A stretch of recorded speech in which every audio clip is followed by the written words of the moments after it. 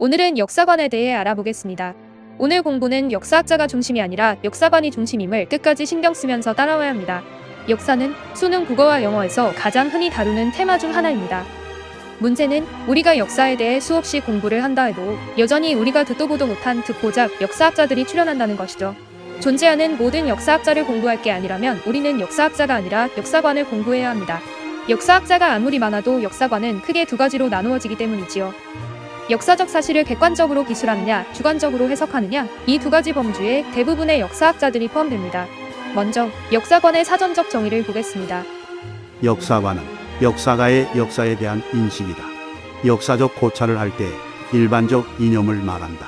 단순히 사관이라고도 한다. 역사가가 과거의 사실을 볼 때 역사가 자신의 고유의 입장, 과거의 사실 가운데서 어떤 사실을 선택할 때의 기준, 그것을 해석할 때의 해석 원리, 그 사실에 부여하는 가치관 등 이 모든 것을 포함하는 것이 역사관이다. 쉽게 말해 역사학자는 역사책을 쓸 때 어떤 주제를 어떤 기준으로 어떤 사상을 가지고 어떤 방향으로 써내려갈지를 결정해야 합니다. 역사에 대해서 쓴다고 역사가가 되는 것이 아니라 동일한 역사 이야기를 써도 특별한 사상과 관점을 가지고 쓴다면 그는 역사학자라고 칭할 수 있습니다. 그 역사학자는 자신의 모든 역사책을 통일되고 일관성 있게 서술해 나가야 합니다. 만일 역사가가 역사를 기술함에 있어 통일성이 결여되면 단순한 사실의 모음집이나 연대기가 될 우려가 있습니다. 역사가마다 역사 서술의 형식과 방법은 여러 가지가 있으나 어떤 형식과 방법을 사용하더라도 서술 전체를 일관하는 통일된 사상이 역사학자에게 가장 필요한 것입니다. 그때그때 관점이 달라진다면 그는 역사학자가 아니라 글쟁이일 뿐입니다. 정리하면 역사가는 역사적 사실을 창의적 관점으로 바라보는 학자입니다. 역사적 사실이 중요한 게 아니라 관점이 중요합니다. 이렇게 되면 이제 역사관은 크게 두 가지로 나누어집니다. 역사적 사실은 과거에 일어난 객관적 사건 그 자체를 의미하기도 하고 역사가에 의해 주관적으로 파악된 과거의 사실만을 의미하기도 합니다. 그러므로 역사가의 역사 연구 태도는 방금 언급한 역사적 사실에 대한 두 가지의 개념 중 무엇을 강조하느냐에 따라 달라집니다. 지금부터 역사관마다 2명씩 총 4명의 역사학자를 알아볼 것이며 거기에 굉장히 독특한 관점을 지닌 2명의 역사학자를 추가하여 총 6명의 역사학자를 공부하겠습니다. BC 400년경 역사저술에 몸을 담은 그리스 역사학자 헤로도토스는 후대 역사학자들에 의해 역사의 아버지로 불립니다. 그는 1, 2, 3차 페르시아 전쟁사를 다룬 역사란 책을 저술합니다. 익히 알고 있듯이 페르시아 전쟁은 아테네와 스파르타를 중심으로 한 그리스 연합군이 페르시아의 불멸의 전사군단 이모탈과 50만 대군의 침략에 맞서 승리한 전쟁사입니다. 헤로도토스 이전에도 역사학자들이 있었지만 대부분 그리스 신화와 기원전 8세기의 호메로스가 저술한 일리아드 오디세이와 같은 신화와 시가를 중심으로 역사를 서술하므로 제대로 된 역사책이라고 할 수 없는 상태였겠지요. 그 예는 호메로스의 트로이 전쟁사에서 찾아볼 수 있습니다.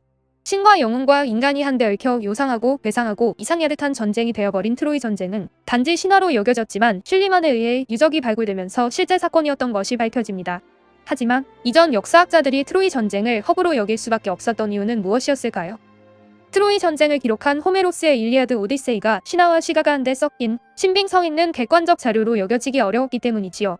호메로스의 역사서술의 모멘텀은 바로 상상력이었던 것입니다. 그렇다면 오늘날의 사극과 흡사합니다. 실제 사건의 상상력을 가미하여 새로운 이야기를 창조한다면 이는 역사라기보다 흥미로운 사극에 불과합니다. 바로 이 부분이 헤로도토스로 하여금 그의 책 역사를 집필할 때 들은 그대로를 기록하고 전해지는 것 그대로를 전하는 것을 서술 원칙으로 삼도록 합니다. 그는 객관적 사실을 기록하기 위해 체계적 조사를 진행합니다. 자료를 수집하기 위해 직접 나일강을 탐사하기도 하고 페르시아 전쟁에 참전한 군인들의 이야기를 직접 들은 후 비판적으로 사고하여 신빙성과 객관성의 중심을 두어 역사를 정리합니다. 그의 말을 들어보겠습니다. 이 글은 나 헤로도토스가 제출하는 탐사 보고서이다. 내가 보고서를 쓰는 목적은 인간의 행적들이 시간이 지나면서 망각되고 그리스인과 비그리스인의 위대하고도 놀라운 업적들이 사라지는 것을 막고 무엇보다 그들이 서로 전쟁을 하게 된 원인을 밝히는 데 있다. 그는 자신의 역사책을 탐사보고서라고 지칭합니다. 직접 탐사하고 직접 들어본 후 실제 경험한 이들의 말에 어떠한 상상력도 첨부하지 않고 들은 그대로, 전해지는 것 그대로, 있는 그대로를 서술합니다. 그러나 이 탐사보고서의 형태가 갖는 역사서술에도 한계가 있습니다. 페르시아 전쟁이 끝난 시기는 BC 448년입니다. 헤로도토스가 출생한 연도가 BC 484년입니다. 그렇습니다. 헤로도토스는 페르시아 전쟁을 직접 경험한 것이 아닙니다. 그가 태어나기 전에 사건을 탐사한 것이므로 신빙성의 균열이 생길 수밖에 없습니다. 이는 오직 헤로도토스만의 문제는 아닙니다. 그 사건을 직접 경험하지 못한 모든 역사학자들이 갖는 딜레마이기도 합니다. 역사학자들이 끊임없이 신빙성의 의문을 제기하고 역사적 고증에 독을 매는 이유도 이 때문입니다. 그 사건을 직접 경험하지 않는 한 해결책은 없습니다. 따라서 역사적 사실에는 왜곡과 부정확성의 여지가 분명히 있으므로 그 문제는 기본 전제로 두고 역사적 사실을 어떤 관점으로 바라보는지에 대한 역사관이 역사학자의 중심 과제로 자리 잡게 됩니다. 일례로 아틀란티스 대륙의 진위 여부에 대한 논란입니다. 단지 아틀란티스 대륙이 오래전에 존재하고 있었지만 지금은 바다 밑으로 가라앉았다고 하더라 라고 전해들은 말을 있는 그대로 서술한다면 그 말이 아무리 전해들은 말이라고 할지라도 신빙성은 떨어질 수밖에 없습니다. 일명 카더나 통신의 위험성입니다. 그렇다면 검증도 안 된 아틀란티스 대륙에 대한 한 줄의 인용문에 왜 이렇게 많은 사람들이 관심을 가지게 된 것일까요? 아틀란티스 대륙에 대해 최초로 언급한 사람이 이데아를 논한 그리스 철학자 플라톤이기 때문입니다. 다른 사람들도 아니고 플라톤이 말했다면 진리이지 않겠냐는 것이지요.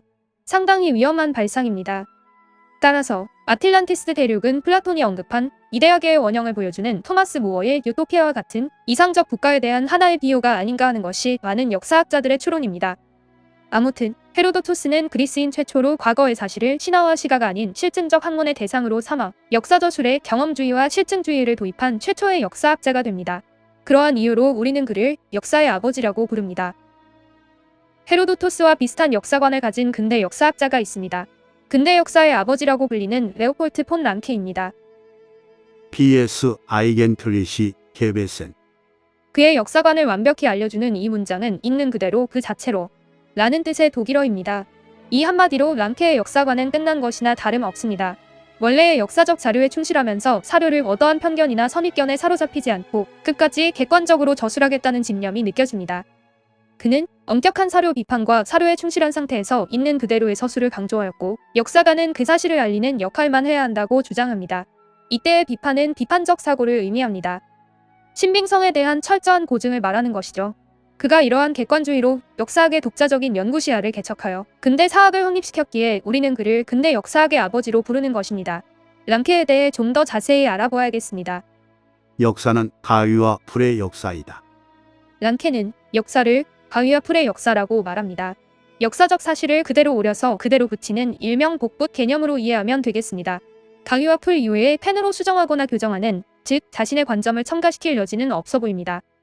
가위와 풀 이외의 것들은 편견과 선입견을 불러일으키는 위험한 도구들이라고 본 것이며 그 위험한 도구는 역사학자의 주관적 개입을 의미합니다. 역사학자는 원래의 역사적 자료에 충실해야 할 뿐입니다. 어떠한 편견이나 선입견 없는 객관적 저술이어야 하므로 헤로도토스의 역사관인 경험주의와 실증주의와 교사합니다. 역사가는 사실을 알리는 역할만 할 뿐, 특정 사실만을 취사 선택하여 역사가 나름의 해석을 첨부해서는 안 된다는 것이지요. 그렇다면 인류사가 시작된 이래 발생한 모든 사건들은 모두 중요합니다. 모든 사건이 중요하기에 여기저기 널려있는 사실을 모두 오려서 신빙성을 확인한 후 그대로 붙이기만 합니다. 특정 인물이나 특정 사건에 특별한 중요성을 부여해서는 안 되며 인류사 모든 사건들에 모두 동일한 중요성을 부여해야 합니다. 오직 존재했던 사건들을 정확히 알리는 역할만이 역사학자의 미션이기 때문이지요. 그렇다면 의문이 생깁니다. 왜 모든 역사가 다 동등하게 중요한 것일까요?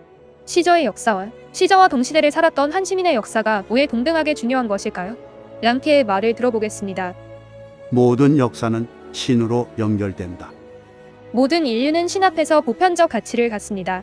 모두가 신의 피조물이므로 신이 창조한 누구도 중요하지 않은 인물이 없으며 모든 인류가 동등하고 평등한 보편타당한 권리를 갖습니다. 바로 출생부터 천부인권을 가졌다는 것이지요. 그에게는 루비콘 강을 건넌 시저의 역사도 중요하지만 지금까지 루비콘 강을 건넌 모든 인류가 모두 중요합니다. 그들이 루비콘 강을 건넌 이유를 거슬러 올라가다 보면 모든 인간 행위의 출발점은 신에 의한 행위로 수렴합니다. 더 이상의 원인이 없는 부동이며 모든 것의 원인이 되는 동자를 아리스토텔레스는 부동의 동자라고 일컬었으며 그 최초의 부동의 동자가 바로 신입니다. 신에 의해 시작된 모든 인류의 사건은 곧 신의 사건이므로 신의 사건을 기록한 역사인 모든 인류의 사건은 그래서 모두 중요합니다. 다시 람케의 말을 들어보겠습니다.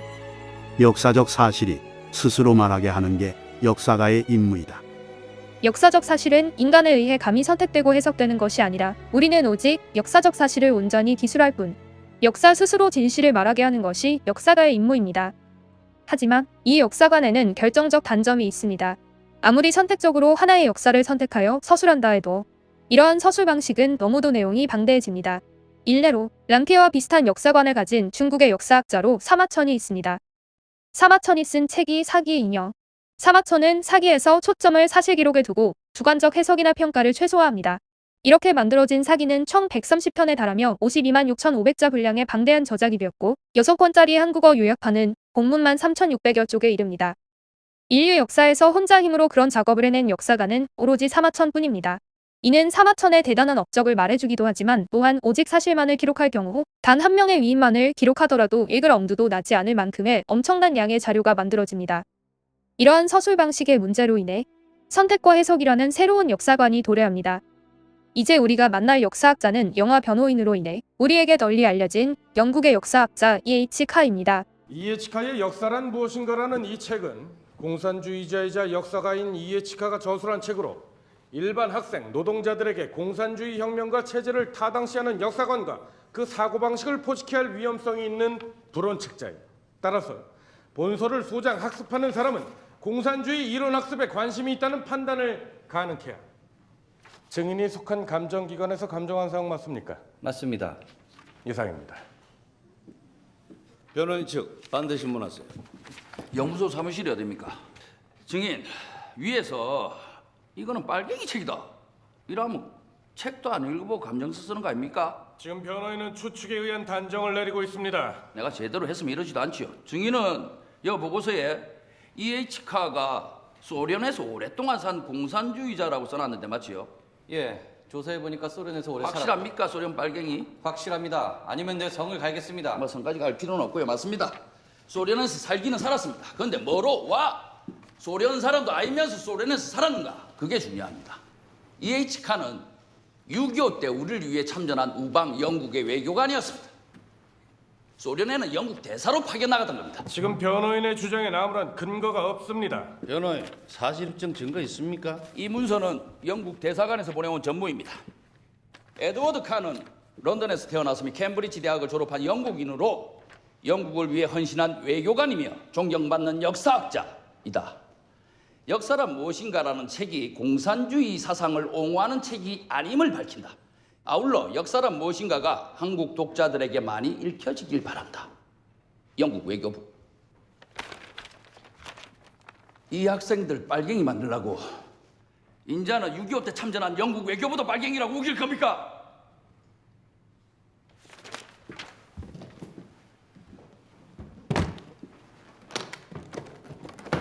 본 변호인은 역사란 무엇인가를 포함해서 피고인들이 읽었다는 불온서적 10여 권을 오늘 아침 서점에서 사가지고 왔습니다.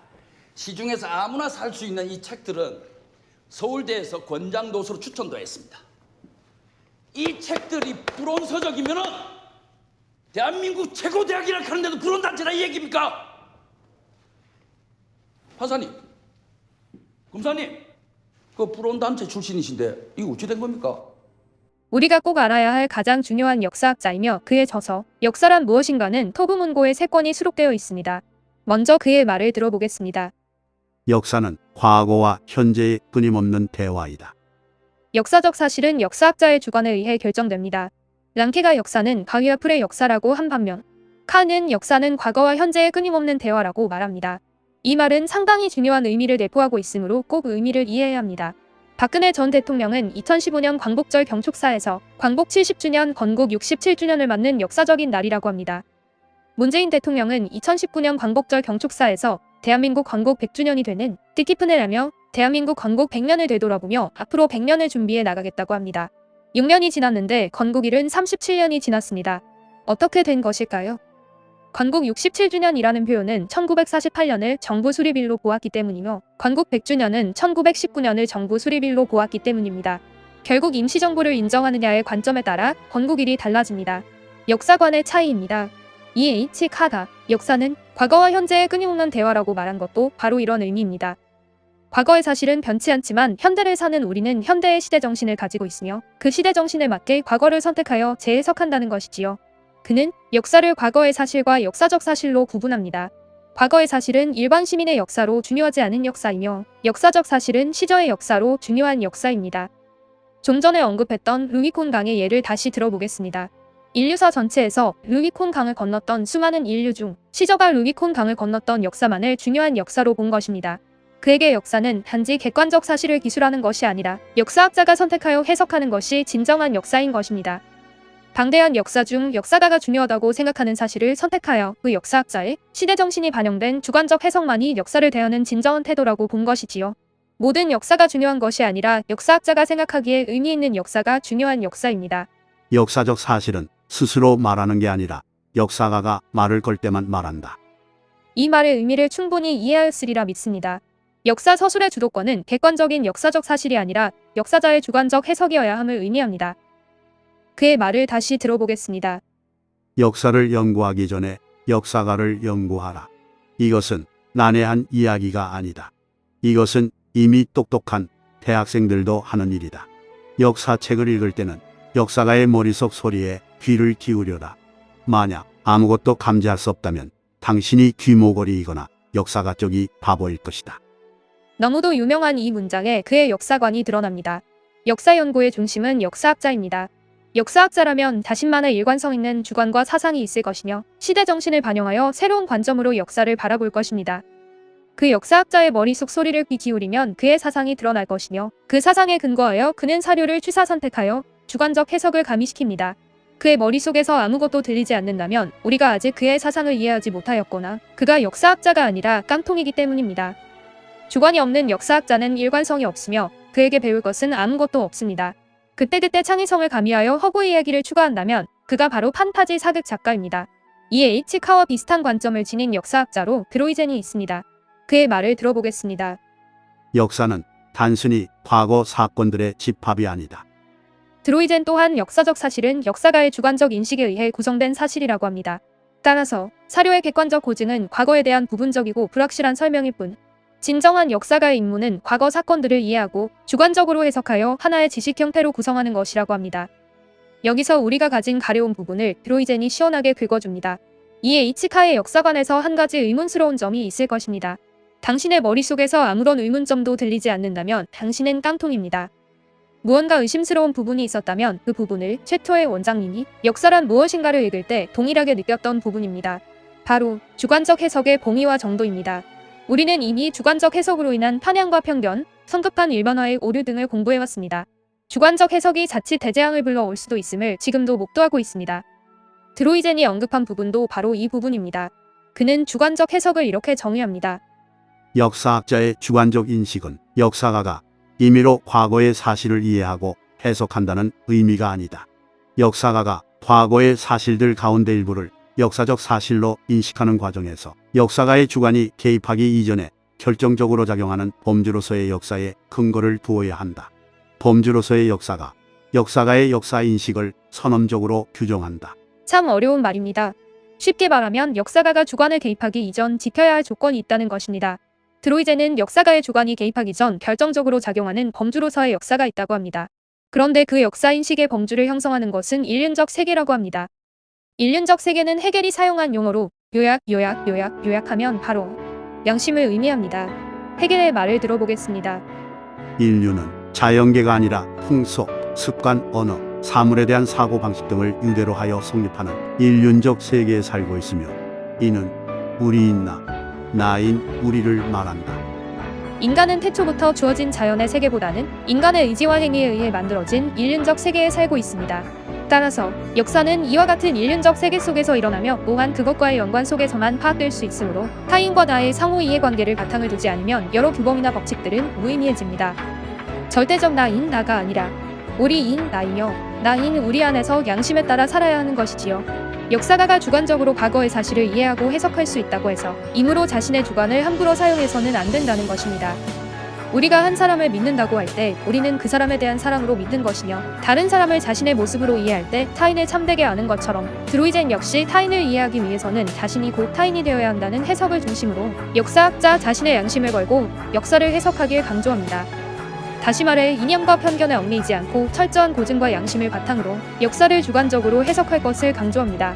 이 부분이 성험적으로 규정되지 않는다면 랑케의 역사관에 따라 있는 그대로를 서술하는 게 차라리 더 나을 수도 있다는 것이 원장님의 지극히 개인적인 생각입니다. 인륜의 반대는 페르님을 꼭 기억하기 바랍니다. 역사학자가 인륜에 근거하여 역사를 주관적으로 해석하지 않으면 그는 역사학자가 되지 마라 하며, 그럼에도 역사학자가 되었다면 인류에 크나큰 재앙이 될 수 있는 폐륜을 저지를 수도 있음을 기억해야 합니다. 시간이 너무 지나 오늘은 4명의 역사학자에 대해서만 다루겠습니다. 다음의 슬라이드로 최종 정리하겠습니다.